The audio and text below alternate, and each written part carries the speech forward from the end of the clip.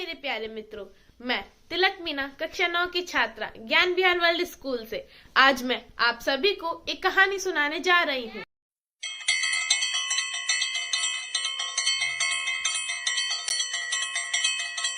पुराणों के अनुसार पूर्व काल में शिलाद नाम के एक ऋषि मुनि थे। वह ब्रह्मचारी थे। ब्रह्मचार्य का पालन करते करते शिलाद ऋषि में बुढ़ापा आ गया था।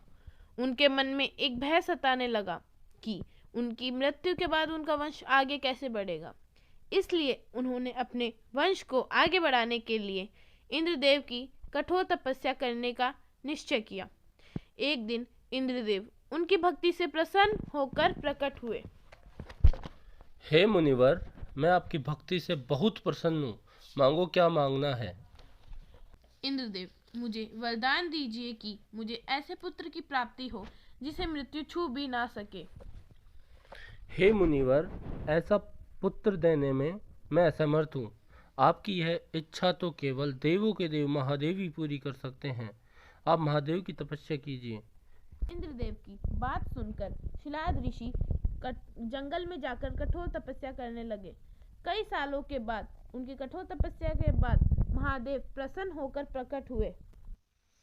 शिलाद, हम तुम्हारी तपस्या से बहुत प्रसन्न हुए। मांगो, क्या मांगना चाहते हो? ऋषिवर, मुझे आपके जैसा पुत्र चाहिए जो अनुपजा हो, जिससे मृत्यु छू भी ना सके। हे मुनिवर, यूँ तो मैं सारे जगत का पिता हूँ, फिर भी तुम मेरे पिता बनोगे। मैं तुम्हारा अनोनिस पुत्र होऊंगा। इसके बाद महादेव अंतर्ध्यान हो गए और शिलाद ऋषि भी अपनी कुटिया में चले गए। कई दिनों बाद शिलाद ऋषि भगवान शिव के नाम से यज्ञ कर रहे थे। उस यज्ञ कुंड से एक बालक उत्पन्न हुआ। बालक का मुख बेहद ही मनमोहक और लुभावना था। वाह, कितना मनमोहक और सुंदर अंश है मेरे शिवा का। अब तो ऋषि शिलाद की प्रसन्नता का कोई ठिकाना ही नहीं रहा। वह उसे अपने साथ घर ले गए और उसका लालन पालन करने लगे। देखते ही देखते नंदी बड़ा हो गया। 5 साल का होते ही शिलाद ऋषि ने नंदी को संपूर्ण वेदों और अन्य शास्त्रों का अध्ययन करवा दिया था।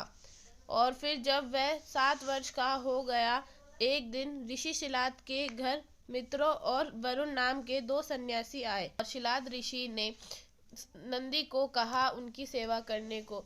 फिर नंदी ने उनको अच्छे से भोजन करवाया और उनकी सेवा करी।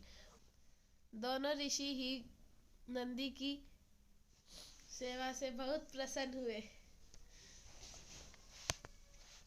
जाने से पहले दोनों सन्यासियों ने शिलाद ऋषि को लंबी उम्र और खुशहाल होने का आशीर्वाद दिया, परंतु नंदी को बिना आशीर्वाद दिए ही जा रहे थे। तब शिलाद ऋषि ने कि आपने मुझे तो लंबी आयु का आशीर्वाद दे दिया, लेकिन नंदी को नहीं। तब सन्यासियों ने बोला कि उसकी आयु अल्पायु है तथा उसके पास 1 वर्ष का ही समय है और आपके पुत्र की आयु बहुत कम है, इसलिए हमने उसे आशीर्वाद नहीं दिया।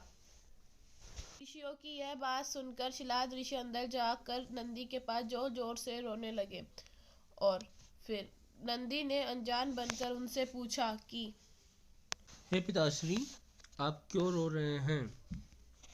शिलाद ऋषि ने बोला कि दो ऋषि आए थे, उन्होंने बोला कि तुम्हारी अल्पायु है और तुम्हारे पास सिर्फ 1 वर्ष का ही समय है।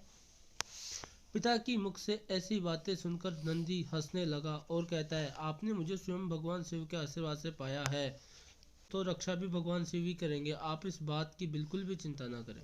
फिर अगले दिन नंदी अपने पिता से आशीर्वाद लेकर और महादेव की तपस्या करने के लिए नदी पर चले गए और वहां पहुंचकर वह नदी के किनारे बैठकर शिव जी की कठोर तपस्या करने लगे। बालक नंदी की कठोर तपस्या देखकर महादेव कुछ समय के बाद उसके सामने प्रकट हुए। इसके बाद नंदी भूल ही गया कि उसे उस अमर आयु चाहिए थी। फिर शिव जी बोले, नंदी, हम तुम्हारी तपस्या से बहुत प्रसन्न है, मांगो, क्या वर मांगना है? प्रभु, मैं ताउम्र आपके सानिध्य में रहना चाहता हूँ। सदा के लिए अपने चरणों में जगह दे दीजिए। फिर शिव जी बोले, हे शिलानंदन, तुम्हें मृत्यु का भय कहाँ? तुम तो मेरे समान ही हो। तुम पर सदा मेरा प्रेम बरसता रहेगा। मेरी कृपा से तुम पर जन्म मृत्यु अपना प्रभाव नहीं डाल सकेंगे। तात्पर्य, शिवजी ने पार्वती माता से कहा कि हम नंदी का अभिषेक करके इसे अपनी गणाध्यक्ष बनाना चाहते हैं। फिर माता पार्वती बोली कि आप मेरे लिए तो शीलानंदन और परमेश्वर पुत्र के समान ही है, इसलिए वह उसे बहुत ही प्यारा है। फिर महादेव ने अपने अतुल बलशाली अपनी लोगों को बुलाया और उन्हें कहा कि आज से नंदी तुम्हारा स्वामी होगा। यह बोलकर नंदी ने बोला, मैं धन्य हो गया प्रभु, मैं धन्य हो गया। इस प्रकार नदी के समर्पण से प्रसन्न होकर भगवान शिव ने नदी को पहले अपने गले लगाया और उन्हें बैल का चेहरा देकर उन्हें अपने वाहन, अपने गणों में सर्वोत्तम के रूप में स्वीकार कर लिया। और तभी से शिव जी की मूर्ति के साथ नंदी की प्रतिमा भी स्थापित की जाती है।